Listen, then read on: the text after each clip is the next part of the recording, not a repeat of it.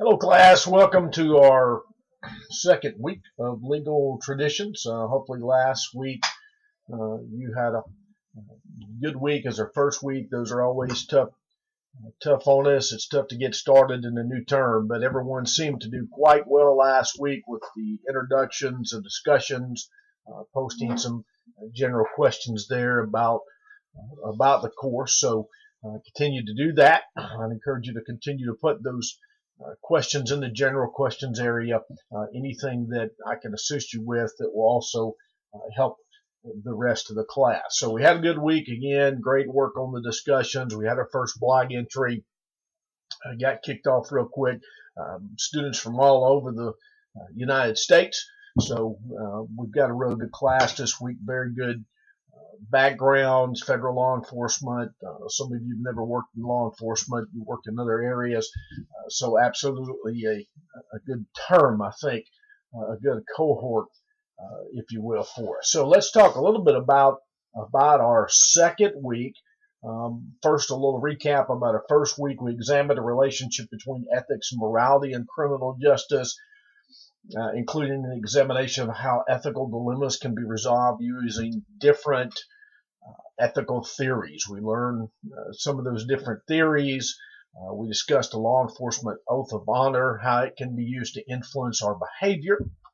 And we actually took a look at an actual case where a motorist was speeding through a crosswalk while several small children were about to enter the crosswalk. And then the officer makes a traffic stop, issues a citation, and he was approached by a citizen who thought he did a very good job for that. She wanted to thank him for his hard work, for making a stop, possibly saving the lives of the children preparing to enter the crosswalk. So she wanted to give him $50 and just say thanks. You're doing a great job. I know you don't like making a lot of money in law enforcement, sometimes depending on where you work. So here's $50. Take this and use it for whatever you'd like to use it. So we were faced with this dilemma. Do we take the $50 and use that, go buy the spouse a gift for the day, or pay the light bill, or whatever we want to do? We're faced with this dilemma of taking the money or not taking the dilemma. And so using the legal theories, the law enforcement oath of honor, we learned why it was important not to take the $50. And I didn't find anyone in the class in the discussions that supported taking the $50. I had hoped that someone would have said, at least for argument's sake, for that matter, hey, yes, take the $50 and here's why. But we didn't get that. Everyone went back and used the law enforcement oath of honor as a baseline, took a look at that and said, hey, it's not the thing to do. So why is it not the thing to do? Well, first remember that, in our ethics, in our studies, and our trying to better understand our theories, that it's not always about an oath. It's not always about theories. All those are important, but it's just simply about doing the right thing at the right time. It wouldn't have made sense to take the $50 because it simply was not the right thing to do. Using the money for personal gain, whether it's money or taking a free set of tires or one tire, any of those things are are important not to do, because we're paid to do a job and we have to be balanced and neutral. And in taking that money, it means that we're not being ethical, we're not making the right decisions. It also could lead to other things later on. For example, taking $50 today voluntarily from a citizen could make you think that, hey, I've got a lot of bills, the kid needs braces, and so now I'm going to demand it. And so that leads us down a path that we shouldn't take, one that will probably end up costing us our career, whether you work in law enforcement or some other area. Also, taking the money or not taking the money can lead to situations where we have to deal with the administrative problems. Let's say, for instance, we'd taken the $50 and we'd taking that down to the local FOP lodge, and we decided to donate that on behalf of the citizen, where we collected the money for her or from her, and donate that to Shop with a Cop, or for teddy bears for children, etc. Now, if she complains or someone were to see this, now we've got an administrative problem where they're going to do an investigation, and this could, even though you didn't do anything wrong, certainly could be a black mark on your career. So the best thing to do, and I think everyone pretty much agreed with this, the best thing to do is just suggest that she thank her for her time, thank her for her noticing that you had stopped this speeding motorist, and suggest that she go down to the police department or to another charity and donate that directly. Now, whether or not she'll do that, I'm not sure. But that would be the best suggestion to do. It keeps the administrative problems out of investigations, and it certainly is the right thing to do at the right time. So we had some very good discussions on the $50, why to take it or not. Also had our first blog, and I think everyone's doing pretty good with that. So remember, in your discussions, to post that first discussion, try to make it as very extended, include those citations and references, and then respond to the discussion thread of at least two of your peers, two other students in the class. And take time to review those comments offered by fellow students, share your thoughts, and try to do that each and every time, if possible. And not only is it required to do well in a class, it's also very good to do. If you see someone that's struggling, that someone they're not participating, someone's not responded to their discussions, please jump in there and post something in that discussion. I'd encourage you to have make some extra time if at all possible, and not just post something the first time and a couple times that meets the requirements, but jump in and do it 3 or 4 times, because there's so many different ideas and things that we can discuss in the course in our project. As we move to Module 2, this will be a good week. It's our second week. I'd encourage you to go ahead and take a look at that final project that we have due. Don't wait till the last week to get started on that. Everything that we do in this course kind of adds up to that. So take a look at that final project and make sure you're ready for that, and you kind of have it in your mind about what you're going to do. We move into week 2 of our assignment. We will assess the relationship between nature and the history of the law, including examining how they relate to modern-day laws established by Western culture societies such as the United States. In addition, we will examine the relationship between morality, law, and religion, and gain a better understanding of how each of these concepts enhances ethics and ethical decision making for the criminal justice professional. Now, we always say criminal justice professional because that's the program of the class, but again, this would be applicable to anyone, no matter what you're going to do, what your discipline is going to be. So don't just focus on that. Beyond the historical overview of the law and ethics, in Module 2, we will also introduce various codes of conduct and oaths that will be very important for the rest of the course. Okay, so again, what we do today will contribute to what you're doing in your final project. Our objectives this week: outline the historical precedents of the American system of criminal law and the rule of law. Okay, those are different. We will discuss them, explain the relationship between religion, morality, ethics, and law. So our reading this week comes from the textbook and 2 library articles, Criminal Law Today, pages 1 through 38. Okay. We will also read a library article, Render unto Caesar that which is Caesar's, and unto God that which is God's. I'd encourage you to spend a little time on that. It's a pretty interesting article.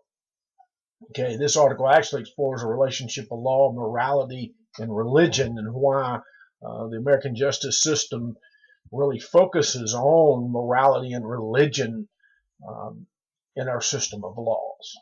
Okay, as well as other Western cultures, if you will.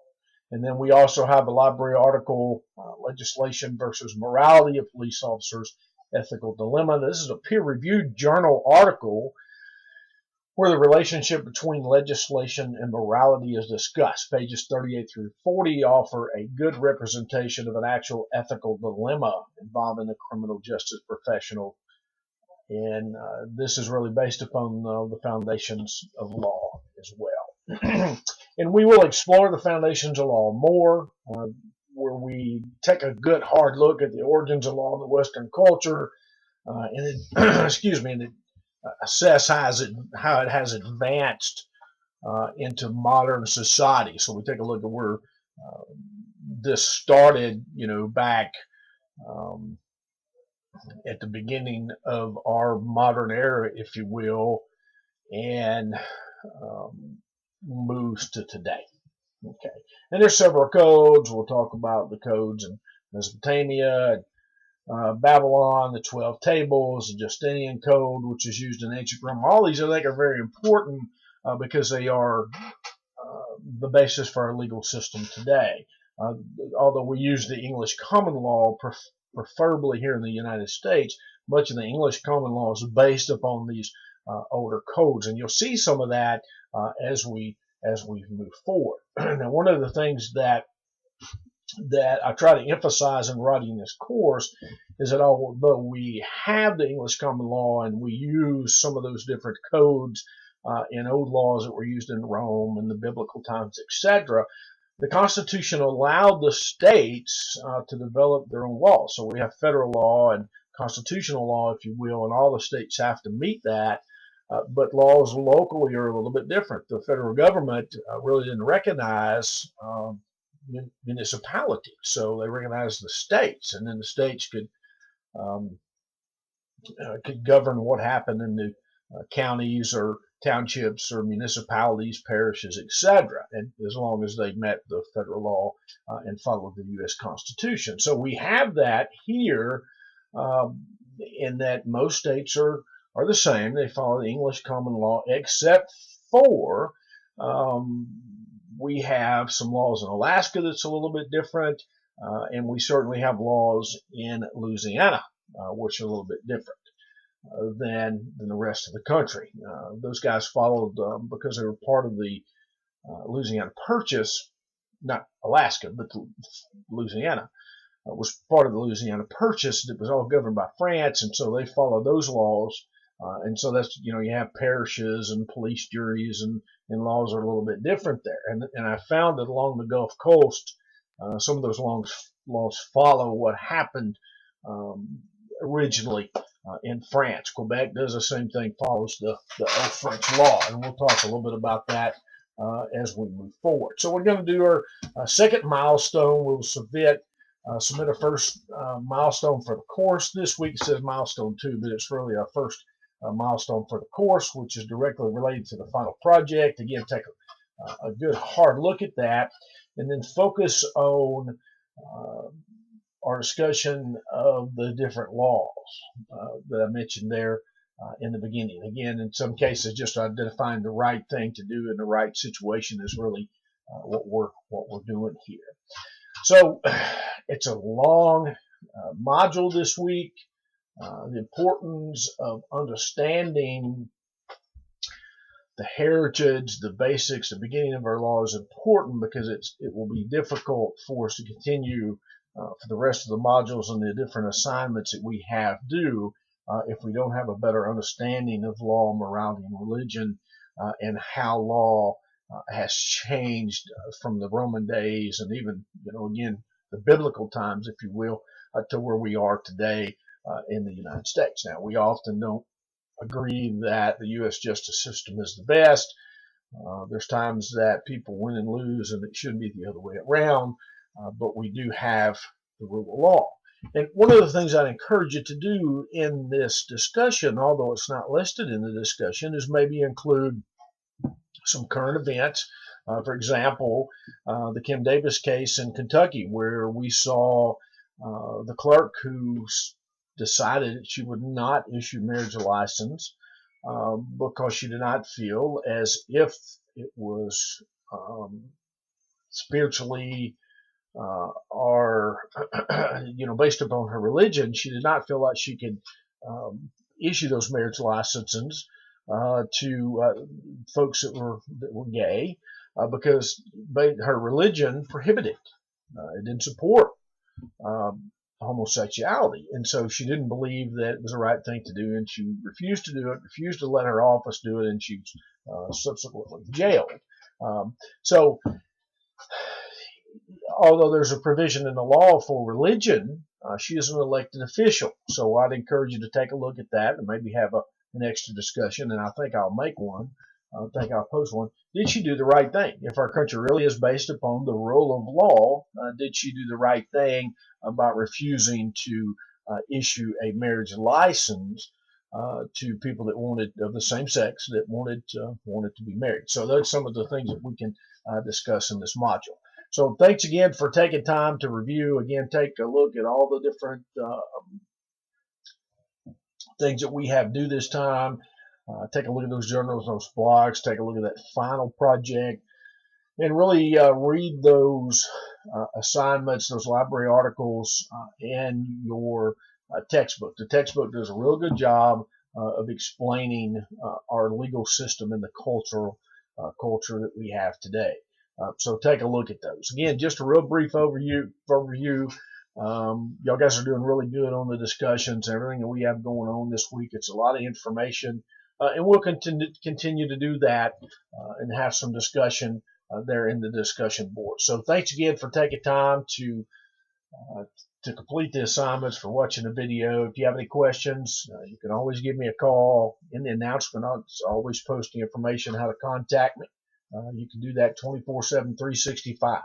So again, thanks for taking time to stop by and just take a look at the video and the discussion. If you have any questions, give me a shout. Let's have a great week.